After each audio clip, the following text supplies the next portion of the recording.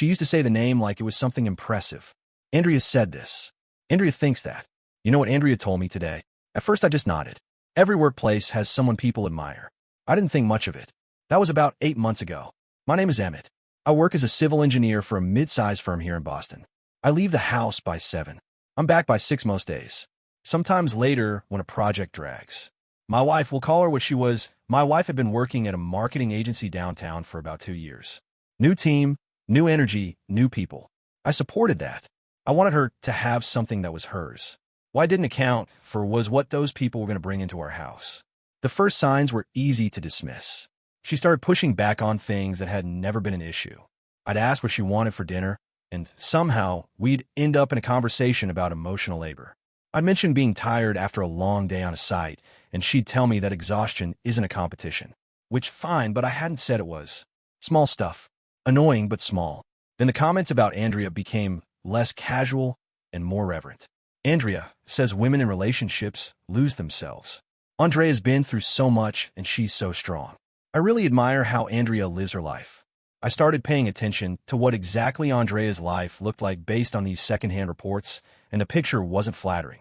Mid-30s, 2 failed relationships, a deep conviction that all of her problems had an external cause. I kept that to myself. By month 5, my wife had started using language I didn't recognize from her. Not just vocabulary tone, the way she'd frame arguments. Everything became a systemic issue. Everything became about power. If I disagreed with her on anything, the disagreement wasn't about the topic. It was about control. I tried to have a direct conversation about it one Saturday morning. I told her I felt like I was talking to someone else lately, that the shift was noticeable and it concerned me. She looked at me like I'd said something absurd and told me I was threatened by her growth. I let it go that day. I shouldn't have. By month 7, Cassidy had entered the picture. Another colleague. Cassidy was louder than Andrea for what I could piece together and more extreme. My wife started coming home with takes that genuinely surprised me. Not because they were progressive, I don't have a problem with progressive, but because they were hostile. Blanket statements about men, about marriage as an institution, about women who settled. I watch her say these things and look for the person I married somewhere behind the words. She was still in there. That was the hard part. She wasn't gone. She was just being fed something harmful and calling it nutrition. I tried one more time in month 8. A Sunday after we'd had a decent morning, no tension, just coffee and the kind of quiet that used to be normal for us. I sat down across from her and I said, I need to tell you something and I need you to actually hear it. She put her phone down. That was a good sign. I told her that I'd watched her change over the past several months in ways that were pulling us apart. That I wasn't asking her to abandon her friends or her opinions, but that some of what was coming into our home didn't feel like her. It felt borrowed, imported, and that I was worried about where it was going. She was quiet for a moment. Then she said, or maybe I'm just finally seeing things clearly and you don't like what I see. That was the moment I understood the conversation was over. Not the marriage yet. I wasn't there, but the conversation. There was no version of what I said that she wasn't going to route through the framework those women had built inside her head. I was the obstacle. That was my role now. So I stopped talking and started watching. And what I saw over the next few weeks was a woman who had handed the steering wheel of her own life to people who didn't know her, didn't love her, and had no stake in what happened to her marriage. Andrea and Cassidy weren't friends. They were architects, and my wife had let them draw the blueprints. I'm a methodical person by nature. Engineers usually are. You don't build something that holds weight by guessing. You measure, you document, you verify. So that's what I did. I started paying very close attention, not out of paranoia, but out of necessity, because I could feel something building and I wanted to understand exactly what it was before it landed on my doorstep. It landed on a Wednesday evening in November. She came home later than usual, set her bag down, and stood in the kitchen doorway with the look of someone who had rehearsed what they were about to say at least a dozen times on the commute home. I knew that look. I'd seen it before job interviews, before hard conversations with her mother. She was about to perform something. I've been thinking, she said, and I feel like I need some space. Space. That word delivered with that weight and that tone. I'd heard it before, not from her, but from every second story on the internet about how this particular script gets deployed. The vague ask. The non-negotiable that pretends to be a conversation starter. The exit ramp disguised as a rest stop. I looked at her for a second. Just a second. Then I said, okay, and walked to the bedroom to get her suitcase from the top shelf of the closet. The sound she made when she heard the zipper, that sharp, confused inhale, Told me everything I needed to know about how much she'd actually thought this through. She didn't move for a good 10 seconds. I had the suitcase open on the bed and was pulling the closet door back when she finally found her voice. "What are you doing?" "Helping you," I said. "You need space. I'm not going to make you stay somewhere you don't want to be." She stepped into the bedroom. "Doorway. That's not. I didn't mean it like that. I mean, I needed room to breathe, some time to think. Not Emmett, stop." I stopped. I turned around and looked at her. "So what did you mean?" She opened her mouth, and then, actually, she just stood there. And in that silence, I could see the script failing her in live time. Whatever Andrea and Cassidy had told her to say, whatever outcome they'd walked her through, it hadn't included me agreeing. It hadn't included a suitcase on the bed 40 seconds later. She had prepared for resistance, for a man who would beg her to stay, to talk, to fix it. That version of events she had rehearsed. This version she had not. "I think," she said carefully, "we should talk about this." "We tried that," I said. "Sunday mornings, remember?" "I'm done talking." I zipped the side pocket and set it upright. "I'll call Rowan. He can take the couch for the night. You can have the room. Figure out where you want to go from there." I walked out of the bedroom, picked up my phone, and texted Rowan. "Need to crash at yours tonight. I'll explain later." His reply came in under 2 minutes. "Doors open." That's the thing about a friend like Rowan Long. No questions until you're ready. No drama, just a door that opens. She followed me into the living room. The rehearsed version of herself was gone now. What was left was confused and slightly panicked, which told me more than the last 8 months of argument had. "You're leaving?" she said. "You asked for space. I'm giving it to you." I grabbed my jacket off the hook by the door. "That's what you wanted, right?" She didn't answer, and I didn't wait for one. Rowan lives 20 minutes from us in Somerville. A second-floor apartment above a dry cleaner. I've known him since college. He handed me a beer the second I walked in and didn't say a word until I sat down. Then what happened? I told him the short version. The months of slow drift, the ideology creeping in through the back door, the colleagues, the Sunday conversation that went nowhere, and then Wednesday night's performance. He listened without interrupting, which is why I talked to him. When I finished, he leaned back and said, "So what are you going to do?" "I've already been doing it," I said. That was true. For the past 3 weeks, while I was watching and staying quiet, I'd also been building something. It started casually. I looked up Andrea's name on Instagram one evening out of basic curiosity. Public profile. Marketing professional, Boston. Lots of posts about empowerment, independence, sisterhood. The kind of content that sounds motivational until you read it carefully and realize it's just dressed up resentment. I scrolled back about 2 years. That's where it got interesting. The further back you went, the less polished the language became and the clearer the actual position was. Posts about marriage being a trap designed by men to limit women's potential. Comments on other people's content celebrating divorces, encouraging women to leave husbands who were, and I'm quoting here, comfortable. Not abusive, not unfaithful, just comfortable. As in, a stable life with a decent man was being framed as a threat to a woman's identity. I saved everything. Screenshots, dates, links. Then I looked at Cassidy. Cassidy Briggs. Also public. Also in marketing. Same agency. Cassidy was louder and considerably less careful. She had posts, not reposts, her own original content that crossed lines I didn't expect to find on someone's personal account with their full name attached.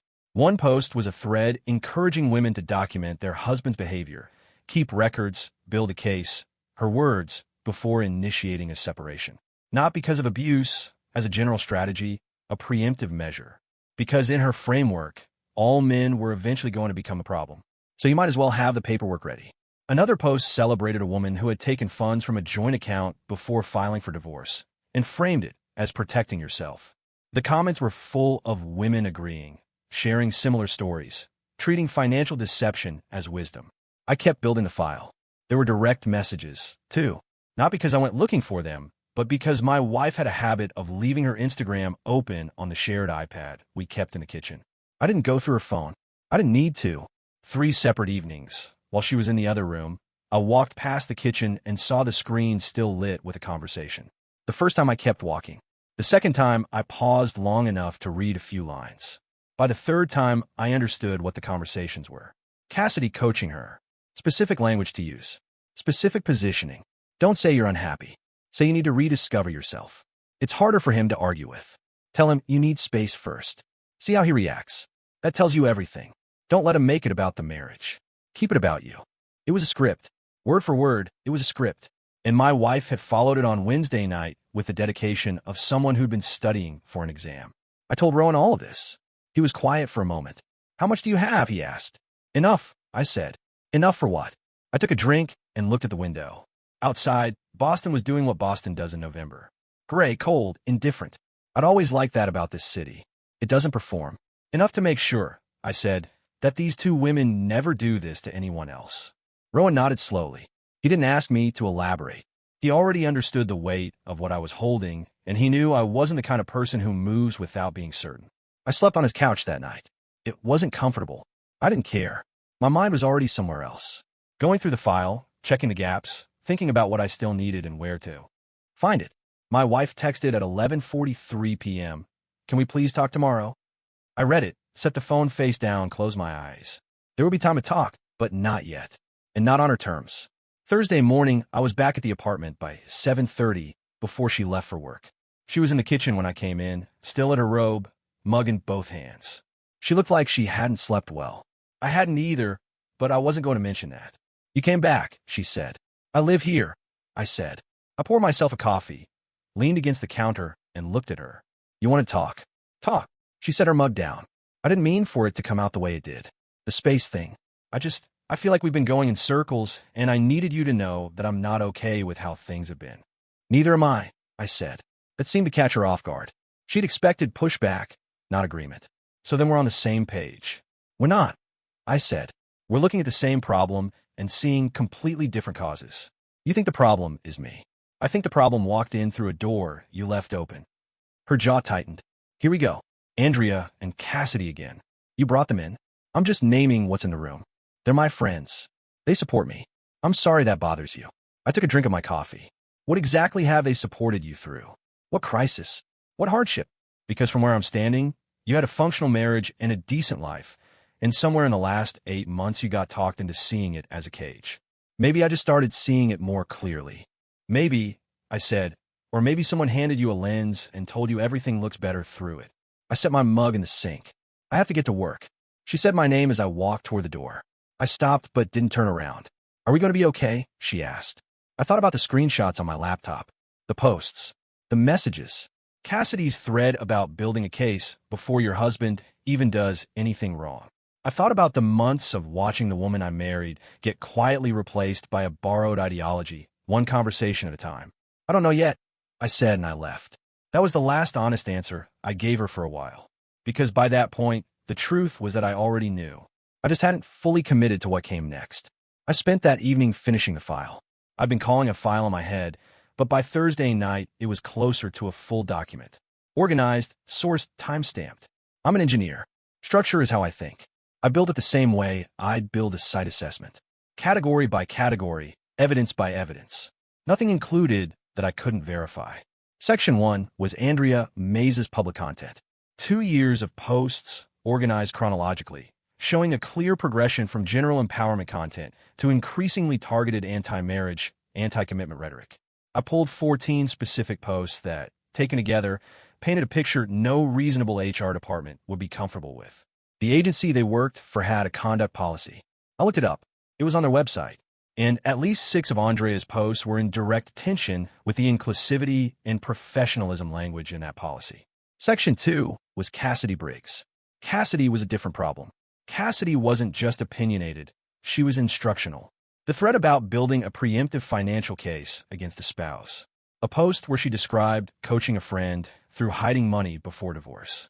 A comment on someone else's page, timestamped 8 months ago, where she wrote, in full, with her name attached, that women in stable marriages were the most dangerous kind of complacent, and that comfort was just a pressure you'd gotten used to. Cassidy had also made the mistake of connecting her professional Instagram to her agency's LinkedIn profile, which meant her public content was one click away from every client and colleague she'd ever worked with. Section 3 was the direct messages. I included only what I'd seen on the shared iPad. Nothing sourced from her phone. Nothing obtained by any means that could be questioned.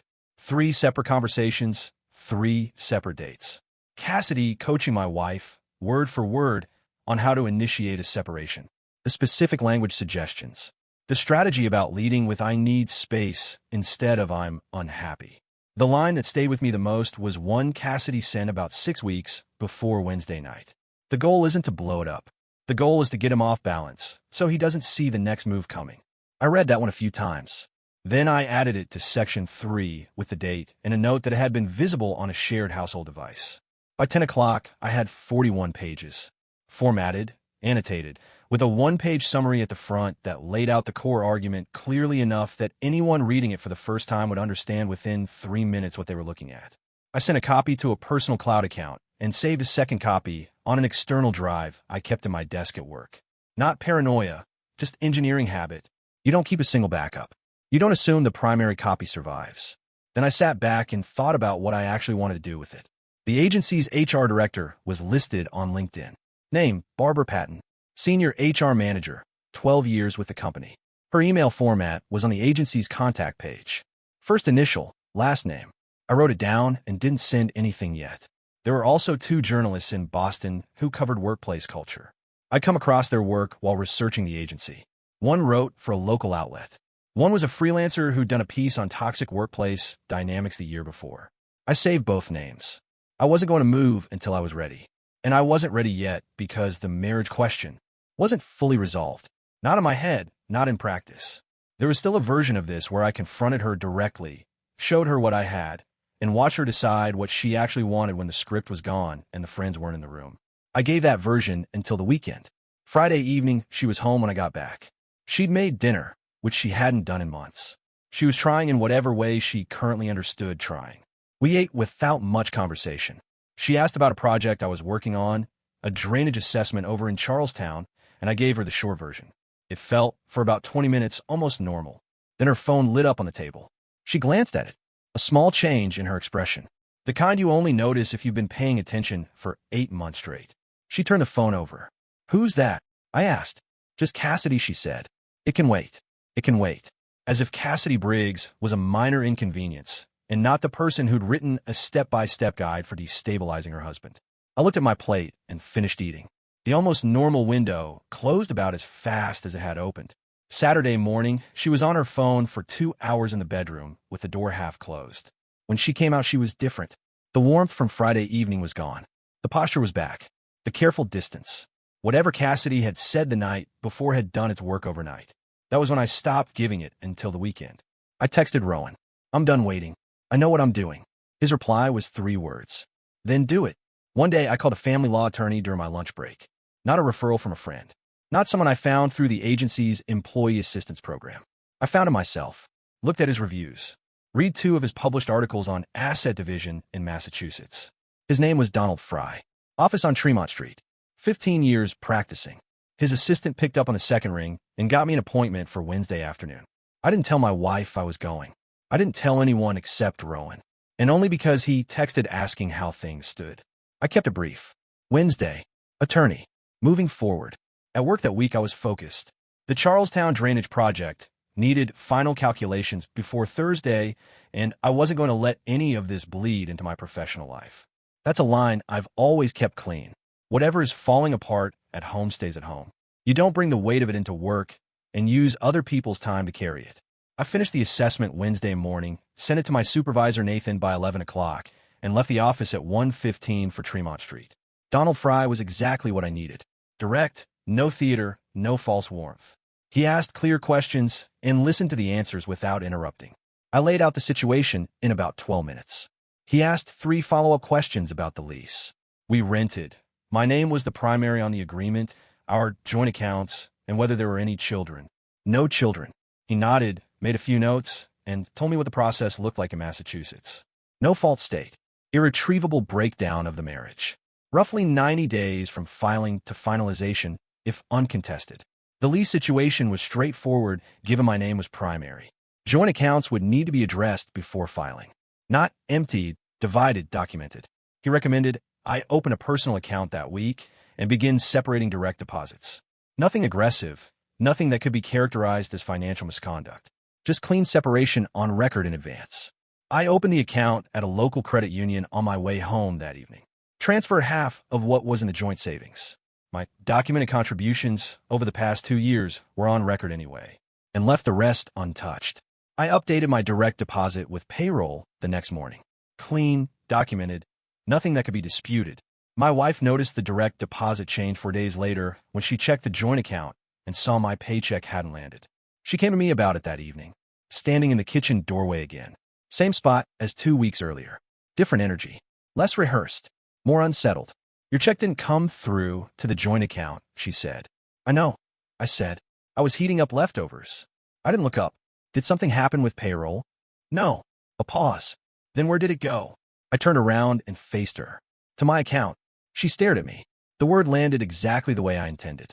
Not my account as in our account, as in a shared thing. My account, singular, separate, already existing somewhere she didn't have access to. Since when do you have a separate account? Since last week, I said. I turned back to the stove. Emmett. Her voice had an edge now. Not quite anger. Something closer to alarm. What does that mean? What are you doing? I'm being practical, I said. You told me you needed space. I'm creating some. That's not what I meant by space, and you know that. I plated my food, picked it up, and looked at her. See, that's the problem. You said something and expected me to interpret it the way you meant it rather than the way you said it. I'm done doing that. You want to say something to me, say it clearly. I walked past her to the living room. Otherwise, I'm going to keep taking you at your word. She didn't follow me. I heard her stand in the kitchen for a while. Then the sound of her going to the bedroom and closing the door. Not slamming it, closing it, which was almost worse. It meant she was thinking. Good. She needed to think. Meanwhile, I was thinking too, specifically about timing. The attorney had advised waiting until after I filed to make any public moves unrelated to the divorce itself. He wasn't aware of the file, and I hadn't told him about it, because what I had in mind wasn't a legal maneuver. It had nothing to do with the divorce proceedings. It was a separate matter entirely. 2 employees at a private company whose public conduct and private communications raised serious questions about their fitness for a client-facing professional role. That was the framing I'd settled on. Not revenge. A professional concern submitted through appropriate channels with documentation attached. I gave myself until the filing date. Whatever happened between now and then was noise. And there was noise. My wife spent the better part of the next week cycling between cold distance and sudden attempts at conversation that always circled back to the same question. What was I planning? What did the separate account mean? Were we okay? I gave her variations of the same answer each time. I was being practical. I was taking her at her word. We'd figured out. Technically, none of that was a lie. On a Friday evening, about 9 days after the account conversation, she sat down across from me in the living room while I was watching a game. The Celtics were up by 11 in the third, which was the most peaceful I'd felt all week. And she said, I want to tell you something. I muted the TV. Okay. I think I've been letting other people's opinions influence me more than I should have. She said it carefully, like she was reading from something she'd written in her head. I'm not saying everything I felt wasn't valid, but I think I let some of it get bigger than it needed to be. I looked at her for a moment. 2 months ago, hearing that would have meant something. Now I was sitting on 41 pages of documentation, a separate bank account, and a Wednesday appointment confirmation from Donald Fry's office in my email inbox. The timing of her partial admission wasn't lost on me. Cassidy's coaching had produced a result she didn't want. The separate account had made things concrete in a way the space conversation hadn't. And now there was a recalibration happening. Not genuine reflection, recalibration. There's a difference. I appreciate you saying that, I said. Do you mean that? I do, I said. It doesn't change where we are, but I appreciate it. She looked like she wanted to say more. I unmuted the game. The Celtics were still up by 11.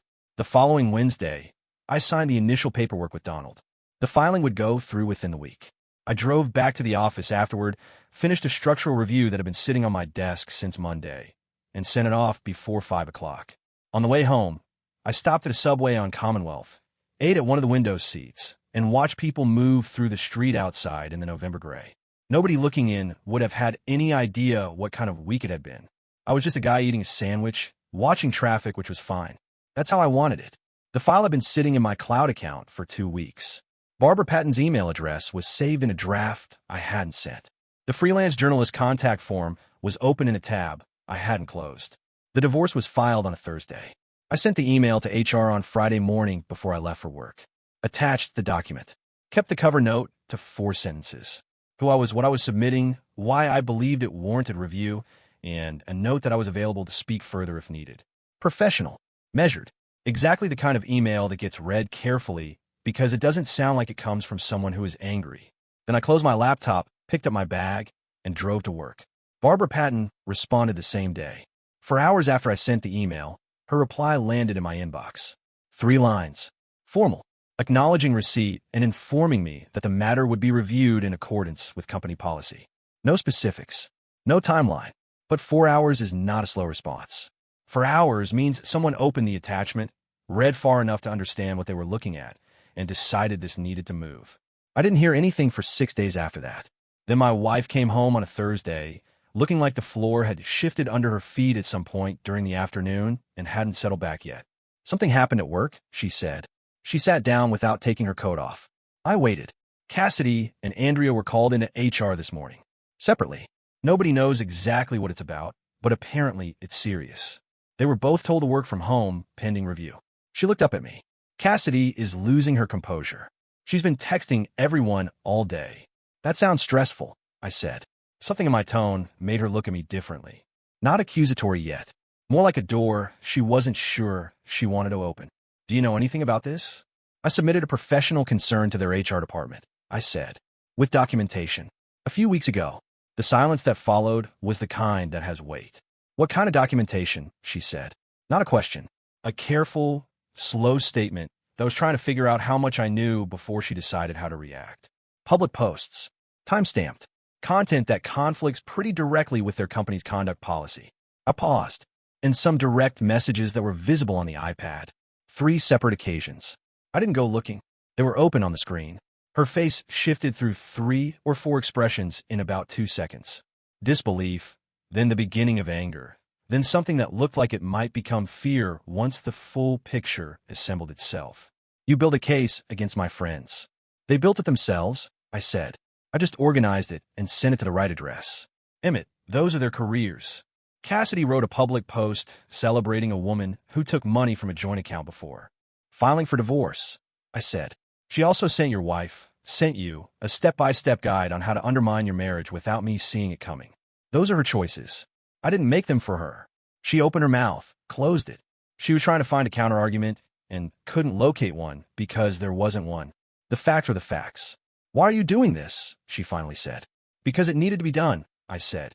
And because nobody else was going to. I got up and went to the kitchen. Behind me, I could hear her sitting with it.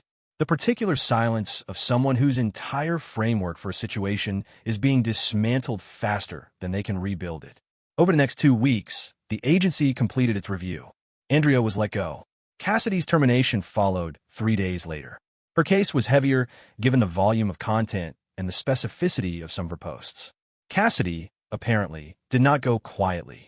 She posted about it publicly, framing herself as a victim of corporate censorship and a targeted attack by an unreasonable man. That post received significant pushback inside of an hour. People who had seen the original documentation, the freelance journalist I contacted had published a piece by then, careful and sourced, no names used for the wives or husbands involved, but the content quoted directly had enough context to push back with specifics. Cassidy deleted the post by evening. The damage was already done. Her LinkedIn went quiet. Her Instagram went private. Within a week, 2 women who had built small but vocal platforms around telling other women to disrupt their lives had effectively vanished from the public conversation that had made them feel important. Andrea was quieter about it. She didn't post, didn't fight publicly, just disappeared, which was almost worse in a way. It suggested she understood exactly what had happened and why. My wife watched all of it from a front row seat she hadn't asked for. She stopped mentioning their names. She went to work, came home, moved through the apartment with a careful, subdued quality that was nothing like the charged energy of the past 8 months. The ideology that had been fed into her daily for the better part of a year had lost its 2 loudest voices overnight. And without that constant reinforcement, I could watch it slowly losing its grip, which would have mattered a great deal 3 months earlier. The divorce filing had gone through. She'd been served on a Tuesday morning. She called me at work, voice tight, asking if it was genuine. I told her it was. She asked if we could talk that evening. I said yes. That conversation was the first one in months that felt completely unscripted, no framework, no borrowed language, just her sitting across the kitchen table looking at me like she was finally seeing the full picture and not enjoying the view. I let them turn me into someone I wasn't, she said. It wasn't a performance. It was just true, and she knew it. Yeah, I said, you did. That's it. That's all you're going to say. What else is there to say? I wasn't being cruel. I was being accurate. I told you it months ago. I tried twice. The third time you came home with a script, and I packed your bag. I looked at her. At some point, a person has to decide what they actually want before they lose the thing they had. She was quiet for a long time after that. I don't want the divorce, she said. I know, I said, and I got up and cleared the table. She tried for 3 weeks. I'll give her that. It wasn't a half-hearted effort. She cooked. She initiated conversations. She stopped looking at her phone at the dinner table. She sent me a long message one Sunday morning laying out everything she believed she'd gotten wrong, point by point, with a clarity and self-awareness that the woman from 8 months ago was fully capable of, but had spent most of the past year suppressing. It was a good message, honest, specific, no deflection. I read it twice. Then I set the phone down and went back to the project I had spread across the kitchen table, a site survey for a commercial development in Quincy that needed revisions before Monday. I finished the revisions. I made coffee. I thought about what she'd written, and I understood, sitting there with the survey drawings and a cup of coffee going cold, that understanding someone's remorse and choosing to rebuild with them are two entirely separate decisions. She had earned the first. The second wasn't something she could earn.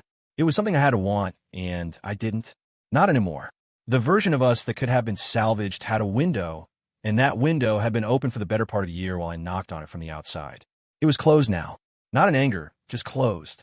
I replied to her message that afternoon, told her I'd read it, that I believed her, and that it didn't change my position.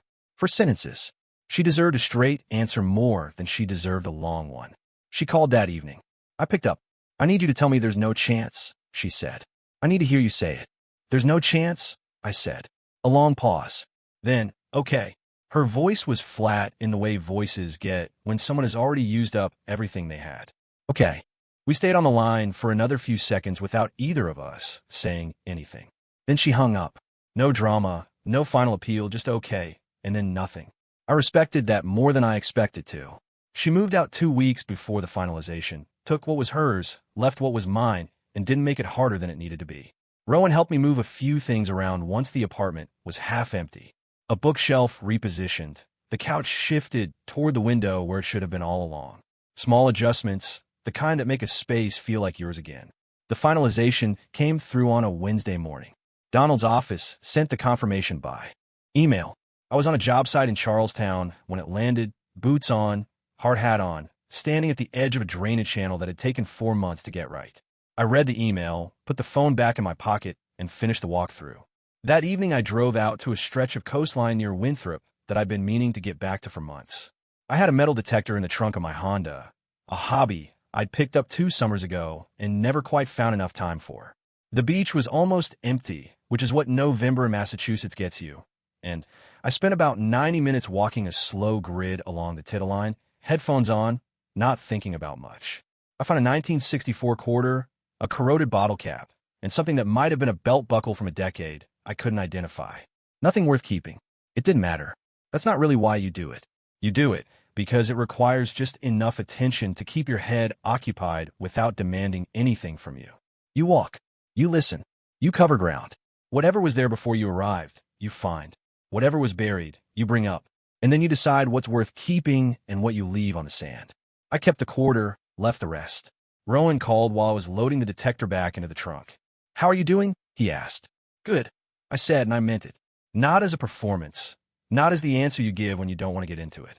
Just good, straightforward, quiet, nothing missing from it. You want to grab food? Yeah, I said. Give me 20 minutes.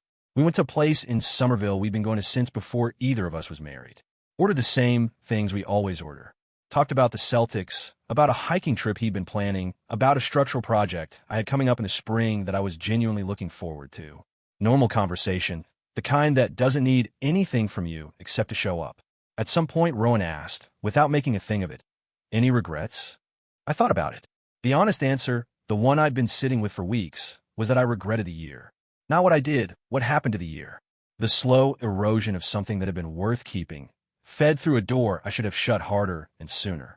That part won't carry for a while. That was fair, but regret about where I ended up, about the decisions I made once I understood what I was dealing with. No, I said. Rowan nodded and didn't push it further.